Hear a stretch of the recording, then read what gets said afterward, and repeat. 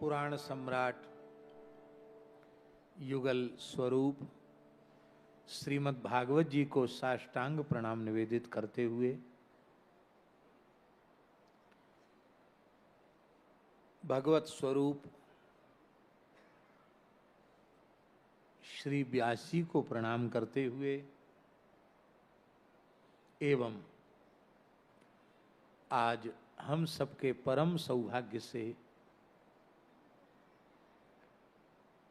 इस उत्सव की शोभा और गरिमा को अनंत गुणित करने के लिए विराजमान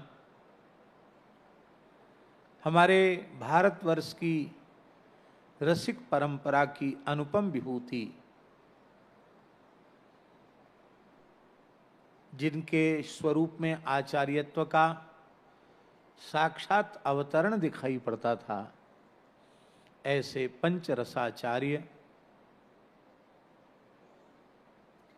अनंत श्री समलंकृत श्री हर्षण कुंज सरकार, उनके अत्यंत प्रिय अनुग्रह भाजन, ये पूज्य सरकार का दास इसलिए स्मरण कर रहा है कि वह रस का प्रसाद तो आपको सरकार का चरणाश्रय प्राप्त करते ही प्राप्त हो, क्योंकि तो आपकी परंपरा है। तो हम तो यह अनुभव कर रहे हैं कि आज श्री हर्षण कुंज सरकार की कृपा करुणा जगत गुरु श्री रामानंदाचार्य जी के रूप में, और यह भी मैथिल सख्य रस के पीठ के आचार्य चरण आप हैं, जिस अयोध्या जी में चारुशिला कुंज है, क्यों महाराज जी, जहां महाराज जी का पीठ विराजमान है, वो पीठ भी अग्रपीठ से संबद्ध है। आज महाराज जी ने ही बताया, रेवासा धाम से ही संबद्ध है, क्योंकि रसोपासना की दिव्य परंपरा के प्रवर्तक आचार्य चरण श्री स्वामी अग्रदेवाचार्य जी महाराज।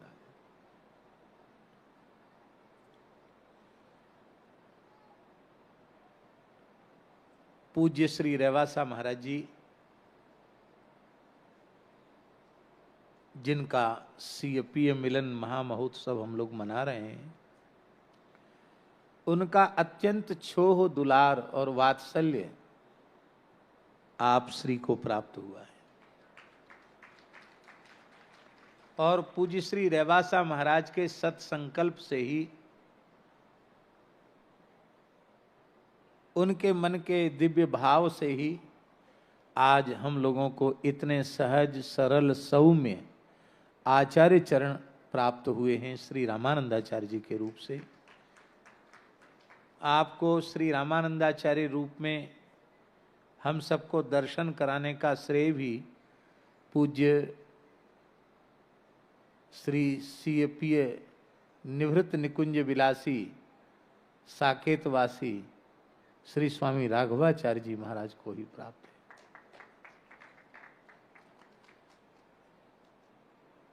व्यास जी श्री सीताराम जी की जो मधुरोपासना है, उसके तीन पक्ष हैं, श्री अवध पक्ष, श्री मिथिला पक्ष और श्री चित्रकूट का पक्ष। हमारे ब्रज में आचार्यों ने कहा, ब्रजे कुंजे निकुंजे च श्रेष्ठ मत्रोत्तरोत्तरम। ब्रजलीला में जो हमारे युगल वर्ष श्यामा श्याम की रसमयी लीलाएं हैं, उनमें सर्वोत्कृष्ट कुंज की लीला है, जहां युगलवर श्यामा श्याम है और सखी सहचरी वृंद है, गोपिका वृंद है। वो जो उपासना है वो कुंज की उपासना है, पर उस कुंज से भी श्रेष्ठ उपासना निकुंज की है, जहां सब सखियों का भी प्रवेश नहीं है। साधन सिद्धा, नित्य सिद्धा, श्रुति रूपा, कई भेद हैं गोपियों में, पर उनमें कुछ प्रधान सहचरी हैं, वो न तो ऋषि स्वरूपा हैं, न श्रुति स्वरूपा हैं, न साधन सिद्धा हैं, वे तो नित्य सिद्धा हैं। अब श्री ललिता, विशाखा, रंगदेवी, सुदेवी, चित्रा आदि अष्ट सखियां वो किसी साधन से थोड़ी प्रकट हुई हैं। वे तो नित्य गोलोक में युगलवर श्यामा श्याम को नित्य लाड लड़ाती हैं। उन्हें कहते हैं नित्य सिद्धा। तो जहां महाराज जी नित्य सिद्धा सहचरियां ही विराजमान हो और वह प्रिया प्रीतम को लाड़ लड़ावें, उसे निकुंज लीला कहा जाता है। और एक ऐसी लीला है जहां रसिक शिरोमणि, रसिक शेखर, रसिक विहारी, रास विहारी अपने श्री हस्त कमल से प्रिया जी की सेज सजाते हैं, सेज का निर्माण करते हैं और अपलक नेत्रों से प्रतीक्षा करते हैं कि कब वे पधारेंगी। और अष्ट सहचरी छड़ी, छत्र, पानदान, पीकदान, इत्रदान, चमर आदि लेकर के आती हैं और श्री ठाकुर जी पलक पावड़े बिछाकर अगवानी करते हैं। गीत गोविंद महाकाव्य में व्यास जी बड़ी प्यारी पंक्ति जयदेव महाप्रभु ने कही है, कर कमलेन करोमि चरण मिह मागम तासि विदूरम। हे श्री स्वामिनी जी, आप बहुत दूरी से चलकर आई है, आपके श्री चरण थक गए होंगे, आप इस कुसुम सेज पर पौढ़ो और मैं आपका पाद संवाहन करूं। कर कमलेन करोमि चरण मिह मागम तासि विदूरम। कितनी दूर से आई हैं, ये शयन कुंज है और वहां से चल के किशोरी जी आई। ऐसा समझ लो पंडाल के गेट पे समझ लो, ज्यादा से ज्यादा। इतनी दूरी में चलवे में श्रम होएगा। पर जैसे व्यास जी कह रहे थे ना कि प्रेमी केवल प्रेमास्पद के सुख का ही विचार करता है, और जो प्रेमास्पद के सुख का विचार करता है उसे ही प्रेमी कहते हैं। जिसमें स्वसुख की गंध न हो, पूर्ण तत्सुख सुखित्व प्रतिष्ठित हो, उसी को प्रेमी कहा जाता है। तो वहां श्री ललिता विशाखा सेज पर पौढ़ा करके और वे बाहर चली आती हैं। अब वहां अष्ट सहचरी जो नित्य सिद्धा हैं वो भी नहीं रहती है, वहां केवल श्री लाल जी और श्री प्रिया जी विराजती हैं। उस समय जो लीला होती है उसको कहते हैं निवृत्त निकुंज की लीला। तो हमारे यहां श्री अवध में भी तीनों पक्ष हैं, मिथिला में भी तीनों पक्ष हैं और श्री चित्रकूट में भी तीनों पक्ष हैं, किंतु विशेष रूप में श्री अवध में जो पक्ष है वो है कुंज लीला का पक्ष। श्री मिथिला में जो पक्ष है वो है निकुंज लीला का पक्ष, क्योंकि अष्ट सहचरियां सब मिथिला में ही प्रकट हैं। और व्यास जी एक बड़ी विशेष बात है, मिथिला में प्रकट हैं अष्ट सहचरियां और सबकी सब निमि वंश में प्रकट हैं। श्री किशोरी जी की बहन है, उसी एक ही कुटुंब खानदान में सब हैं। चंद्रकला जी, चारुशीला जी, सुभगा जी, लक्ष्मणा जी, ये सब प्रकट हैं। और श्री भरतलाल जी एक रूप से भाई के रूप से तो अवध में प्रकट हैं और सखी स्वरूप से मिथिला में प्रकट हैं चंद्रकला जी के रूप में। तो चंद्रकला जी के दो स्वरूप हैं, बहुत ध्यान से सुने। चंद्रकला जी के दो स्वरूप हैं। प्रकट लीला में वो प्रेम मूर्ति श्री भरतलाल जी हैं और निकुंज भाव में वो श्री चंद्रकला जी। और वही सबसे चंद्रकला जी को हमारे यहाँ सर्वेश्वरी जू कहा जाता है। जितनी सखी सहचरी है उनकी स्वामिनी वे है, सर्वेश्वरी जू श्री चंद्रकला जू।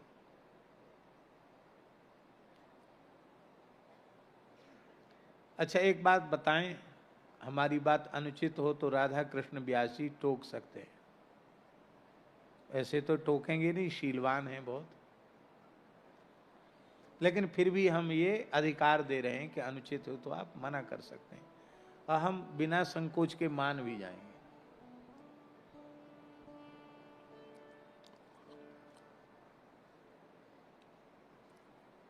सखी सहचरियों की स्वामिनी सर्वेश्वरी श्री चंद्रकला जी हैं, तो इस भूमंडल में जितने प्रेमी हैं उनके सर्वेश्वर श्री भरतलाल जी नहीं है? यदि चंद्रकला जी सर्वेश्वरी हैं तो प्रेमियों के सर्वेश्वर तो प्रेम मूर्ति श्री भरतलाल जी। श्री लक्ष्मण जी भी सहचरी स्वरूप में हैं, भाइयों में लखनलाल जी हैं और मिथिला में प्रकट श्री लक्ष्मणा जी हैं। भाइयों में श्री शत्रुघ्न कुमार जी हैं और सखियों में श्री सुभगा जी हैं। और यहाँ दरबार में प्रकट सेवा में हनुमान जी हैं और वहां श्री चारुशीला जी हैं। क्षेमा बरारोहा ये सब अष्ट सखियां हैं। और खेल में महाराज जी, खेल में दो पक्ष होना अनिवार्य है। एक ज्योतिरभु द्वेधा राधा माधव रूपकम, एक ही ब्रह्म ज्योति नित्य सिद्ध अनादि दिव्य दंपति युगलवर श्यामा श्याम के रूप से विलस रही है।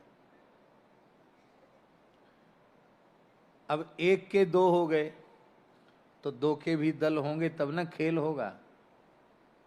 आज सवेरे रासलीला में काली दमन लीला हो रही थी तो उसमें दो दल बन गए, एक ठाकुर जी वाला दल हो गया, एक श्रीदामा वाला दल हो गया। हम लोगों ने दर्शन किया आज सवेरे लीला में। तो दो दल के बिना लीला संभव नहीं है, और जब दो दल होंगे तो दो पक्ष होंगे। तो अब कुंज में बड़ी एक सूक्ष्म बात है व्यासी, कुंज में पुरुष वेश में, पुरुष स्वरूप में, पुरुष भाव में तो केवल लाल जी हैं, बाकी किसी का तो वहां प्रवेश है नहीं, पुरुष भाव का ही प्रवेश नहीं है। अब सब सखी सहचरी तो सब स्वामिनी जी की हैं, तो लाल जी अकेले पड़ जाएंगे। खेल होगा तो लाल जी अकेले पड़ेंगे कि नहीं पड़ेंगे? लाल जी अकेले पड़ जाएंगे। और जब लाल जी अकेले पड़ जाएंगे तो खेल में एक पक्ष कमजोर हो और एक पक्ष प्रबल हो तो भी रसाभास हो जाता है। दोनों अपनी अपनी धार पर, कोई 19 और 18 नहीं होना चाहिए, दोनों पक्ष 21 होने चाहिए, तब रस के लिए होगी। तो श्री चंद्रकला जी सदा किशोरी जी के पक्ष में रहती हैं लीला के लिए। वैसे तो अष्ट सहचरियों में सभी युगल पक्षी हैं, पर श्री किशोरी जी के पक्ष में अनन्य भाव से रहती हैं चंद्रकला जी, और श्री लाल जी के पक्ष में चार सखियों के सहित रहते हैं श्री चारुशीला जी, हनुमान जी, वो लाल जी के पक्ष में रहते हैं। तो दोनों तरफ से पूरी मजबूती है। उधर हनुमान जी का पक्ष, रघुनाथ जी का पक्ष लेती हैं चारुशीला जी, और श्री प्रिया जी का पक्ष लेती हैं श्री चंद्रकला जी। तो ये हम लोगों के लिए सौभाग्य की बात है कि अवध की प्रमोद वन की रासलीला कुंज की लीला है। श्री मिथिला में अष्ट सहचरियों के सहित दुल्हा दुल्हन का विलास ये निकुंज की लीला है, और श्री चित्रकूट धाम में जो लीला प्रकट है वो निवृत्त निकुंज की लीला है। यद्यपि दास निवेदन कर रहा है ये तीनों लीलाएं अवध में भी है, ये तीनों लीलाएं मिथिला में भी हैं, और ये तीनों लीलाएं चित्रकूट में भी हैं, किंतु फिर भी एक वर्गीकरण के हिसाब से अवध कुंज लीला, मिथिला निकुंज लीला और चित्रकूट निवृत्त निकुंज लीला इसकी प्रधानता है। और रेवासा धाम की विशेषता है कि यहां श्री अग्रदेवाचार्य चरण ने कुंज, निकुंज और निवृत्त निकुंज माने अवध पक्ष भी प्रकट किया मिथिला पक्ष भी प्रकट किया और चित्रकूट पक्ष तो ऐसा प्रकट किया कि जिस पर्वत की तलहटी में रेवासा धाम है, देखकर नहीं लगता कि हम पर्वत की तलहटी में हैं, हमको देखकर लगता है कि कामदगिरी की उपत्यका में हम लोग बैठे हैं। ये कामतानाथ जी हैं। और केवल अयोध्या मिथिला चित्रकूट के भाव को रेवासा में ही प्रकट नहीं किया, ब्रज भाव को भी प्रकट किया। व्यास जी ने व्यासपीठ से स्मरण किया था कि जब भक्तमाल ग्रंथ का यहां लेखन आरंभ हुआ तो वृंदावन की जो रसिक त्रिवेणी है, अनन्य रसिक नृपति श्री स्वामी हरिदास जी, बंसी के स्वरूप श्री हित हरिवंश महाप्रभु जी और विशाखा जी के स्वरूप श्री हरिराम व्यास जी महाराज, ये आचार्य नहीं पधारे। तब आपने गुरु जी से कहा कि सभी आचार्य प्रकट होकर दर्शन दे रहे हैं, ये क्यों नहीं पधारे? तो श्री अग्रदेवाचार्य चरण ने कहा कि इसके दो हेतु हैं। एक हेतु तो ये है कि श्री ललिता जी के स्वरूप श्री स्वामी हरिदास जी, बंसी स्वरूप श्री हरिवंश जी और विशाखा स्वरूप श्री व्यास जी, ये अपने जीवन काल में वृंदावन में को छोड़कर कहीं बाहर पधारे ही नहीं, तो वो कैसे यहाँ आ जाएं? एक बात तो ये है। दूसरी बात यह है कि आपने 24 अवतारों का स्मरण करके 24 अवतार के जो भक्त हैं उनको तो बुला लिया, लेकिन जो ये कह रहे हैं मेरी प्राणनाथ श्री श्यामा, शपथ करो तृण छिए, रहो कोहू काहू मन जुदिए, मेरी प्राणनाथ श्री श्यामा, वृंदावन का तृण छू करके मैं शपथ पूर्वक कहता हूं, मेरी प्राणनाथ तो श्री सर्वेश्वरी नित्य निकुंजेश्वरी श्री राधा रानी है। वो कैसे आएंगे? तो श्री नाभाजी ने कहा वो नहीं आएंगे तो फिर भक्तमाल ग्रंथ की पूर्णता कैसे होगी? बोले ठीक है। उनको बुलाने का उपाय है कि श्री जी का आवाहन करो। श्री जी आवेंगी तो वृंदावन आएगा, यमुना जी आएंगी, सब कुछ प्रकट हो जाएगा। और जब वृंदावन प्रकट हो जाएगा तो रसिकाचार्य चरण प्रकट हो जाएंगे। तब जय जय आपके बुलावे से आएंगे, हमारे बुलावे से नहीं आएंगे। तब श्री अग्रदेवाचार्य जी ने इसी जानकी नाथ मंदिर के पीछे जो सीमन रंजनी वाटिका है, प्रमोद वन है, राम बाग है, कई नाम आचार्यों ने उसको दिए हैं। ये बृहद क्षेत्र राम बाग है, भीतर का क्षेत्र प्रमोद वन है और उसके अत्यंत निवृत्त निकुंज जिसको कहेंगे, कुंज है राम बाग, निकुंज है प्रमोद वन और निवृत्त निकुंज है सीमन रंजनी वाटिका। आप निवृत्त निकुंज में पधारे, सीमन रंजनी वाटिका में पधारे और श्री अग्रदेवाचार्य जी का पद है बंदों राधिका पद पद्म।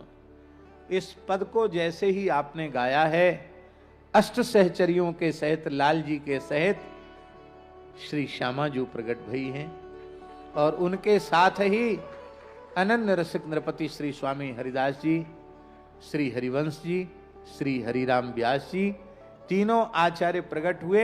इसलिए भक्तमाल के क्रम में स्वामी हरिदास जी, फिर हरिवंश जी, फिर व्यास जी, ये तीनों छप्पे क्रम से हैं और उन आचार्यों की उपस्थिति में ही वे छप्पे लिखे गए। इससे यह बात प्रमाणित हो गई कि अपने भजन के बल से श्री स्वामी अग्रदेवाचार्य जी ने जहां रेवासा में अवध मिथिला चित्रकूट को प्रकट किया, वहीं अपने भक्ति के बल से श्रीमद् वृंदावन को भी प्रकट कर दिया। इसलिए हमारे अत्यंत प्रिय और बहुत लाडले, अब व्यासी हैं इसलिए शिष्य तो हम नहीं कर सकते क्योंकि व्यासी के रूप में विराजमान हैं, पर संतों के बहुत बहुत लाडले जब इनकी गायत्री दीक्षा हुई थी तब 9 वर्ष के थे आप, 11 वर्ष के। तो यज्ञोपवीत संस्कार गायत्री दीक्षा दास के ही द्वारा हुई। इनके पूज्य पिताजी का, ठाकुर जी का यही भाव था कि गायत्री मंत्र का उपदेश आपके ही द्वारा हो। और प्रकाशते क्वापि पात्रे, किसी पात्र में वस्तु प्रकाशित होती है, ऐसा प्रकाश श्री ठाकुर जी ने किया है कि मैं अपनी वाणी से क्या कहूं, मेरा रोम रोम आह्लादित होता है, प्रसन्न होता है। और बहुत सुंदर कथा है। आज हम कथा पूरी मंगलाचरण से लेके पूरी कथा श्रवण कर रहे थे और अपलक प्रतीक्षा कर रहे थे कि आचार्य जी पधारें, क्योंकि इतने बड़े हमारे संप्रदाय के जगत गुरु श्री रामानंदाचार्य पधारें और हम जानकीनाथ मंदिर में उपस्थित न हो तो यह एक प्रकार की अमर्यादा होती। तो अब मन तो दो ही तरफ खिंच रहे हो, यहाँ के लिए और वहाँ के लिए। फिर यहाँ बैठ कर के फिर उठ के जाना, ये थोड़ा अनुकूल अपने को नहीं लगता है। इसलिए वो यंत्र के माध्यम से कथा सुन रहे थे और अब महाराज जी आए तो हम कथा ही सुन रहे थे। अब महाराज जी ऐसे विलक्षण स्वरूप से आए कि खबर नहीं भेजी किसी ने कि महाराज जी भीतर हमारे कक्ष में ही सीधे चले जहां दास का आसन है। ये सहजता, सरलता निश्चित ही वंदनीय है। हम पूज्य जगत गुरु जी के चरणों में प्रणाम करते हैं और ये बड़ी प्रसन्नता व्यक्त करते हैं कि कल हमारे आयुष्मान श्री इंद्रेश जी कल श्री अग्रदेवाचार्य जी के अवतरण की और निकुंज की भावना कहेंगे। और देखो, हमने तो आपसे कहा नहीं और शायद आपको पता भी नहीं होगा, कल लीला में भी श्री अग्रदेवाचार्य जी के प्राकट्य की लीला हो रही है। तो कितनी बढ़िया बात है। अग्रदेवाचार्य जी के प्राकट्य की लीला का दर्शन हम लोग सवेरे करेंगे और फिर अपराह्न में कथा के रूप में सुनेंगे। तो बहुत बढ़िया से पक्का हो जाएगा, विषय रस सब कुछ पक्का हो जाएगा। तो ये हम लोगों के लिए बड़े सौभाग्य की बात है। लीला भी बहुत सुंदर हो रही है, रास लीला। आप सब पूरे क्षेत्र के लोगों से यह आग्रह है कि अति मधुर श्री रास बिहारी जी की लीला का जरूर दर्शन करें, क्योंकि ये जो समय परिवर्तन किया है लीला का, उन लोगों की सुविधा के लिए। बहुत सवेरे करने से गांव के लोग फिर सवेरे आ जाएं लीला में तो शाम को कथा में नहीं आ पाएंगे, पंगत करके जय सिया राम।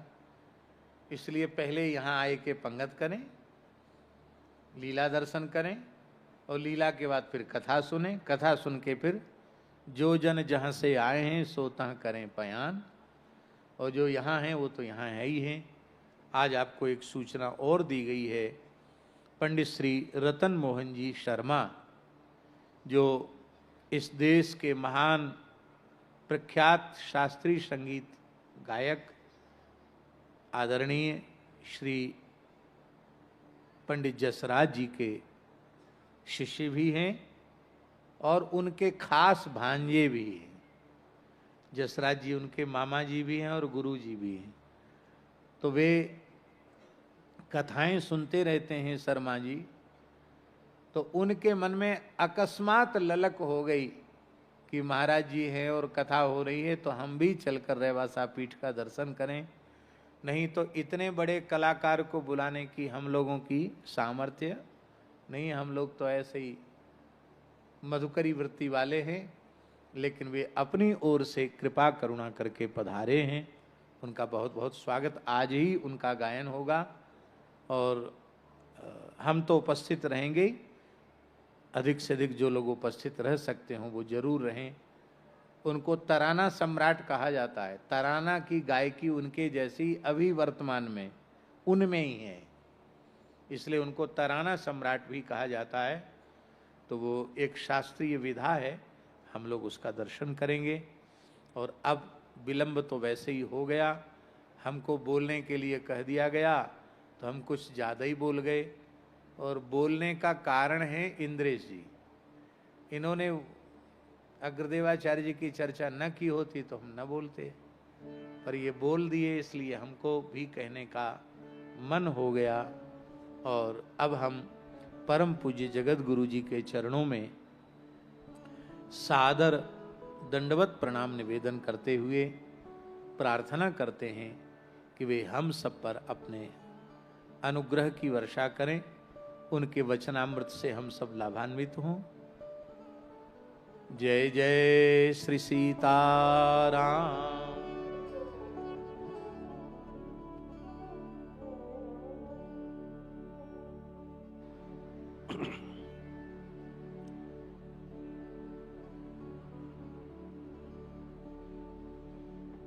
गौरांगं रसमयं नित्यं रसाचार्यं रसोसुकं श्रीमद्रामहर्षणदेवाख्यम् सद्गुरुं प्रणमाम्यहम्।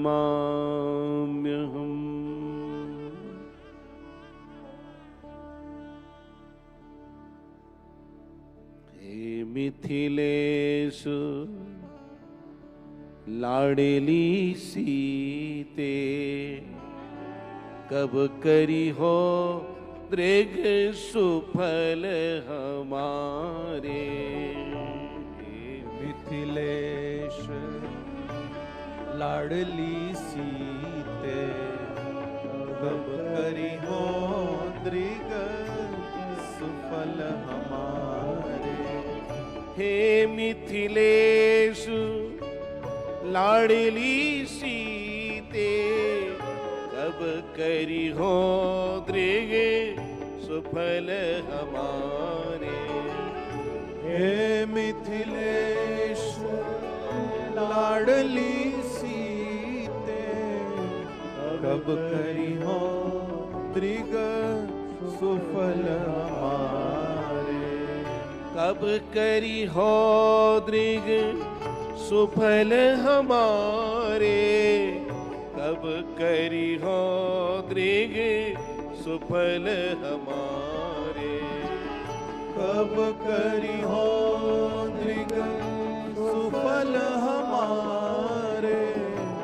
कब करी हो दृग सुफल हमारे।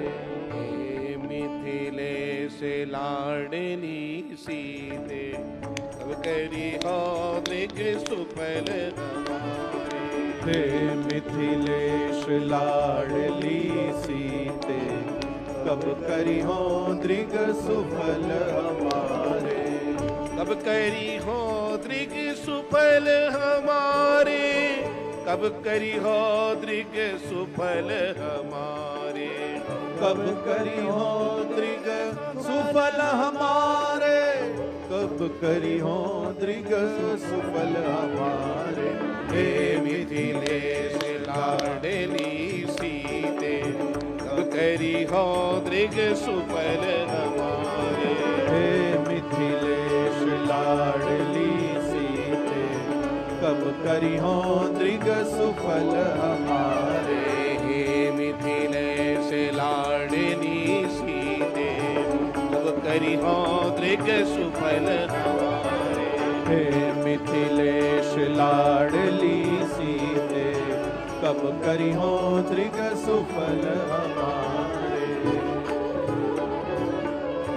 श्री सीताराम जी महाराज की जय। श्री युगल सरकार की जय। युगल नाम की जय। युगल धाम की जय। युगल परिकरों की जय। युगल सेवा समाज की जय। रघुनंदन श्री राघवेंद्र सरकार की जय। श्री विदेहराज नंदिनी जी की जय। श्री राज किशोरी जी की जय। श्री अग्र अलीजू की जय। श्री अग्र अलीजू की जय। श्री चारुशीला जी की जय। श्री हेमा जी की जय। श्री क्षेमा जी की जय। श्री सुभगा जी की जय। श्री लक्ष्मणा जी की जय। श्री वरारोहा जी की जय। श्री राजकिशोरी जी के समस्त परिकरों की जय। राजकिशोरी जी के समस्त सखियों की जय। जय जय श्री सीताराम। आज हम सब कितने सौभाग्यशाली हैं।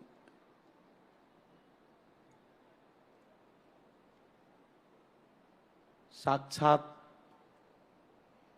श्री चंद्रकला जी जहां प्रकट होकर के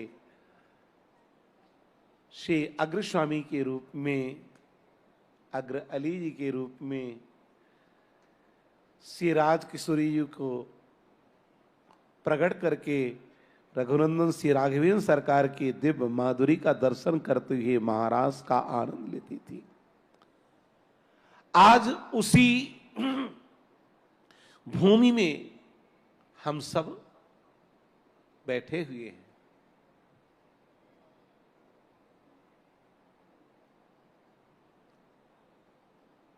वास्तव में जिसके योग्य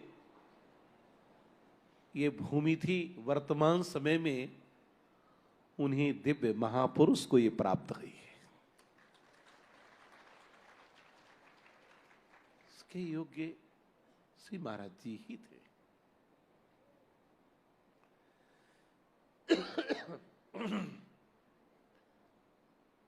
जे ज्ञान मान विमत ते नर भव भक्ति न आदरी, ते पाई सुर दुर्लभ पदाद परत हम देखत हरि। ज्ञानाधिक्य हो जाए इससे कोई मतलब नहीं है, आपके जीवन में भगवत रस कितना है इससे मतलब है।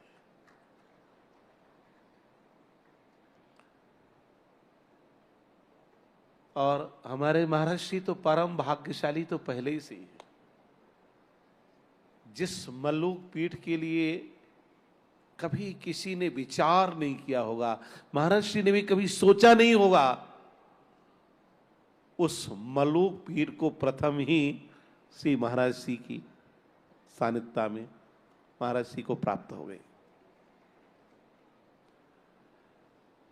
श्री रेवासा पीठ हमारे श्री अग्रस्वामी, अभी आज हम दर्शन कर रहे महाराज श्री बताया कि श्री परम पूज्य अनंत श्री समलंकृत श्री शत्रुघ्न लाल जी के जो दिव्य स्वरूप श्री पैहारी जी महाराज के द्वारा स्थापित ठाकुर जी विराजमान।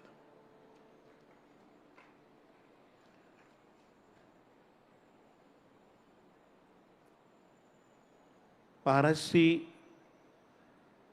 में भक्ति ज्ञान वैराग्य तो है ही, महाराज श्री के अंदर दिव्य प्रेम का भी ज्वाजल्यमान स्वरूप दर्शन होता है। और हमारे श्री आचार्य इंद्रेश जी इतनी अल्प अवस्था में भारत में रसिक वक्ताओं के रूप में ख्याति प्राप्त की। वक्ता तो बहुत है, बड़े बड़े विद्वान वक्ता हैं, पर वाणी में रस नहीं है, भक्तों की रहनी नहीं है, तो उस कथा से कोई लाभ नहीं है। और इन्हें तो पैतृक संपत्ति प्राप्त हुई, भगवत रस की पैतृक संपत्ति। हमारे श्री धाम वृंदावन के वर्तमान समय के जितने भी वक्ताएं हैं, उनके सब के मुकुटमणि हमारे श्री ठाकुर जी है ना। और जब ये श्लोक की कड़ियों को छेड़ते हैं तो ऐसा लगता है कि मुख से ठाकुर जी बोल रहे हैं, है ना। इनकी कथा औरों के लायक नहीं है। श्री इंद्रेशी की कथा वास्तव में केवल प्रेमियों के लायक है। भगवत रसिक, रसिक की बातें रसिक बिना को समझ सके ना।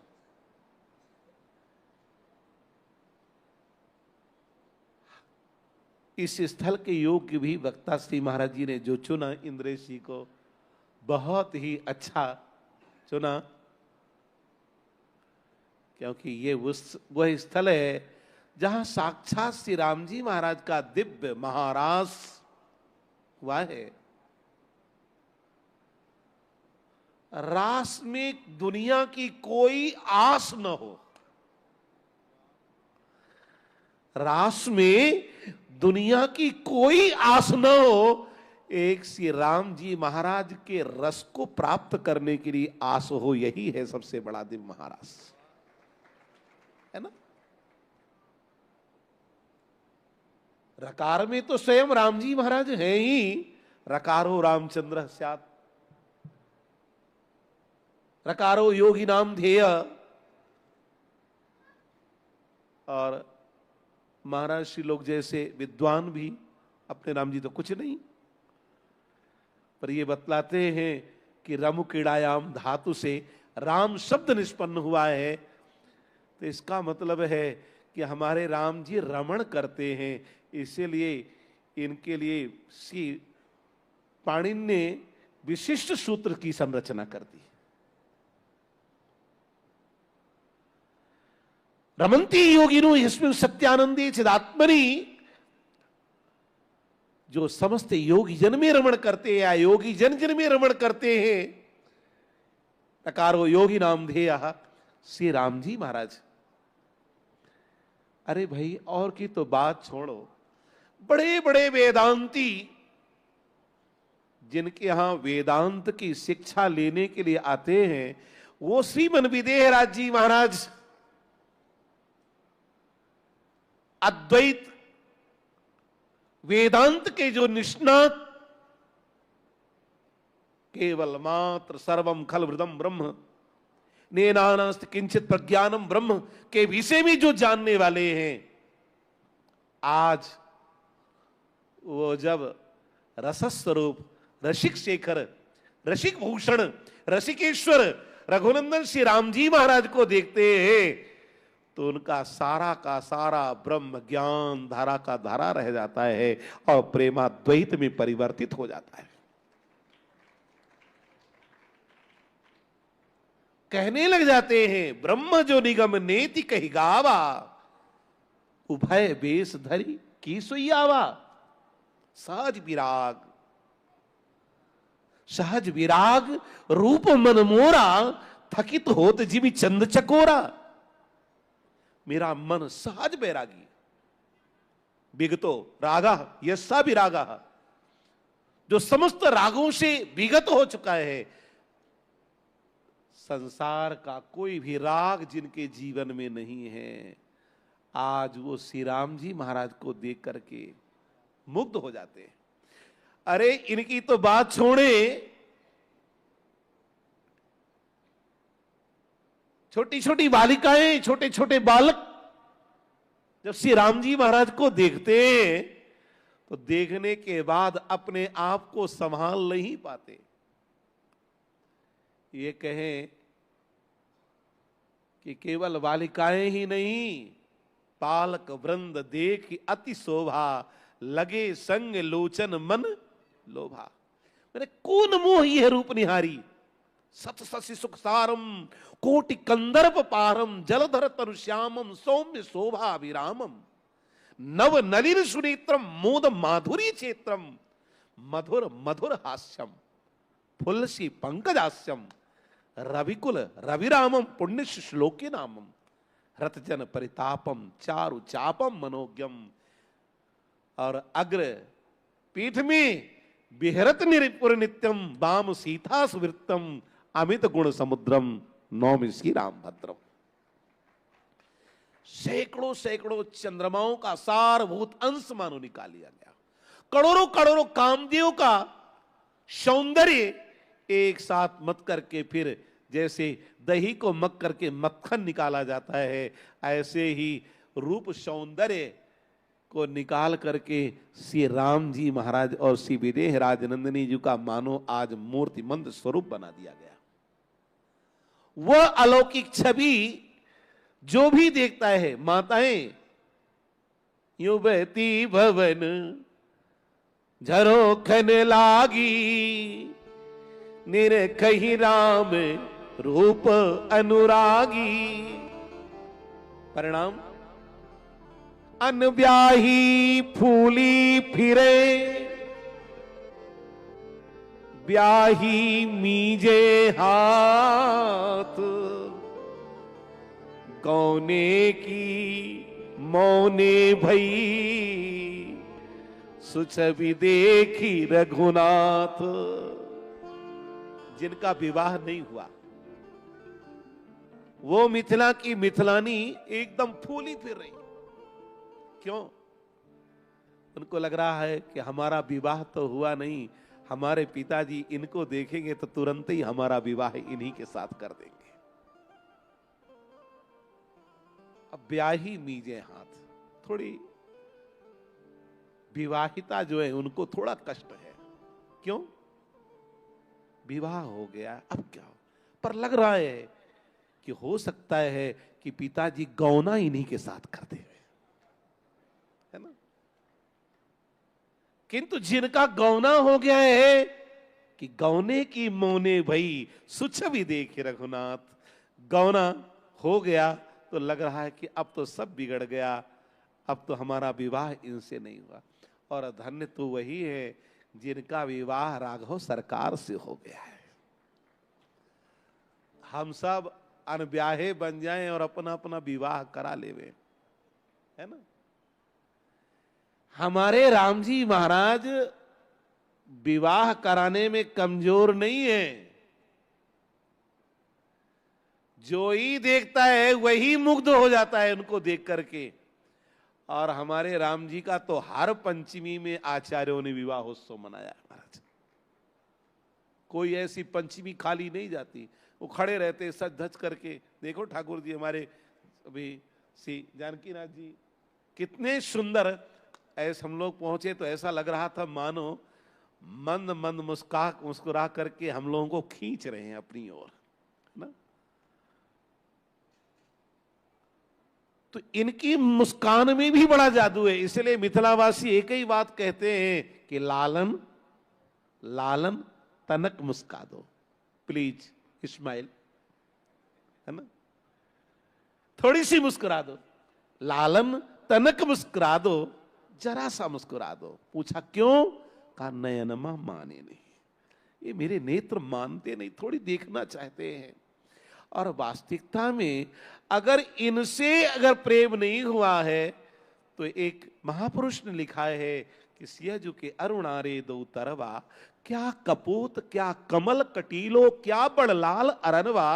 सियजु के अरुणारे दो तरवा, श्री राजकिशोरी जी के दो सुंदर दोनों चरण कमल बड़े लाल लाल हैं। कहते हैं कि इनसे लगन नहीं तो बिरथा हम लोग साधु बन गए, पर प्रेम कहां है? संसार में, भाई में, मित्र में, परिवार में, स्वजन में, संबंधी में। प्रेम अगर करना है तो इन महापुरुषों से प्रेम कर लो। इनसे अगर प्रेम कर लोगे तो रसस्वरूप रसकेश्वर रघुनंदन श्री राम जी महाराज स्वयं प्रत्यक्ष प्रकट हो जाएंगे। और जब वो प्रकट हो जाएंगे तो जहां प्रकट हो जाएंगे वहीं मिथिला प्रकट हो जाएगी। मिथिला कहीं अलग से नहीं है। मथनाथ इति मिथिला, मंथन करने से मिथिला। कौन सा मंथन? श्रीमन विदेहराज जी महाराज ने ऐसा मंथन किया, ऐसा मंथन किया, आदिशक्ति आह्लादनी शक्ति श्री राजकिशोरी जी का तो प्राकट्य हुआ ही, साक्षात पूर्णतम परब्रह्म परमात्मा रघुनंदन श्री राम जी का भी प्राकट्य हो गया। मिथिलावासी तो पूछते कभी कभी राम जी से कि सरकार आप कैसे चले आए? हमारे श्री जनक लली रस के रस बिन बोले पिए आयो जू, बिना बुलाए आ गए। श्री राम जी ने उत्तर दिया, सखियो कहाऊ कवन मकरंद मधुप हित भवर ही कौन बुलावे जू, है ना। क्या मकरंद रस का आस्वादन करने के लिए भौरे को बुलाना पड़ता है? वो लोग बुलाने की आवश्यकता नहीं है। ऐसे ही मिथिला में राम जी को बुलाना नहीं पड़ता है, अग्रपीठ में राम जी को बुलाना नहीं पड़ता है। अग्रपीठ में तो राम जी अपने आप ही दौड़े हुए चले जाते हैं, क्योंकि उनकी तो एक ही बात है, मिथिलायाः परित्यज्य पादमेकं न गच्छति। मिथिला को छोड़ करके जैसे वृंदावनम परित्यज्य पादमेकं न गच्छति, ऐसे मिथिलावासी कहते हैं कि मिथिला को छोड़ करके नहीं गए। तो इसका मतलब है कि जब यहां दिव्य महारास हुआ, निकुंज रास, निवृत्त निकुंज रास, है ना, नित्य रास, जब ठाकुर जी का यहां है तो अग्रपीठ को छोड़ करके ठाकुर जी कभी गए ही नहीं। जिसको भी रास का रसास्वादन करना है, रसो हैवायम लब्ध्वा आनंदी भवति, जिसके लिए कहा है रसो वैसा, उस रसो वैसा रसस्वरूप परमात्मा का अनुभव करना है तो हमको अग्रपीठ तो आना ही आना पड़ेगा। और ये तो रसिकाचार्यों की पीठ है। ठाकुर जी बैकुंठ में प्राप्त होवे चाहे ना होवे, साकेत में मिले या ना मिले, पर एक बात यह निश्चित है कि ठाकुर जी अपने रसिकों के पीठ पर जरूर मिलते हैं। से कुंभन दास जी महाराज के साथ जब ठाकुर जी खेल रहे थे, श्रीनाथ जी के यहां आरती की घंटी बजी तो कुंभन दास जी चल पड़े। श्रीनाथ जी ने पूछा, जब मैं यहां हूं तो फिर कहां वहां जावे की कहा आवश्यकता है? कहा, श्रीनाथ जी आप यहां ते तो जाए सको, हमसे ब्रजभाषा ना आवे यहां ते तो जाए सके हो, पर जहां हमारे आचार्य चरण ने आपको स्थापित कियो है वहां ते आप कबो ना जा सके हो, है ना। तो ठाकुर जी जहां आचार्य स्थापित कर देते हैं वहां से कभी नहीं जाते। इसलिए आचार्य लोग बड़े चतुर होते हैं, सदा सदा स्थापित रहे, इसलिए अर्चावतार की स्थापना करके जाते हैं ये आचार्य, है ना। पर व्यूह विभव अंतर्यामी और अर्चावतार। अर्चावतार ठाकुर जी का जो है ये सर्व सौलभ्यावतार है, ये सबके लिए हर काल सुलभ होने वाला अवतार। तो स्वामी जी ने, श्री परम पूज्य श्री पैहरी जी महाराज ने उनको, महाराज जी बता रहे थे क्या कहते उनका नाम, श्री पतित पावन भगवान, है ना। श्री पतित पावन भगवान ने यहाँ ठाकुर जी की स्थापना की है। तो इसका मतलब ये है कि जो भी यहाँ दर्शन करके जाएगा उसे ठाकुर जी के धाम की प्राप्ति तो होगी, भागवत रस की भी प्राप्ति होगी। श्री सीताराम जी महाराज की जय। सिया राम जय जय सिया राम, जय सिया राम जय जय सिया राम, जय सिया राम जय जय सिया राम, जय सिया राम जय जय सिया राम, जय सिया राम जय जय सिया राम,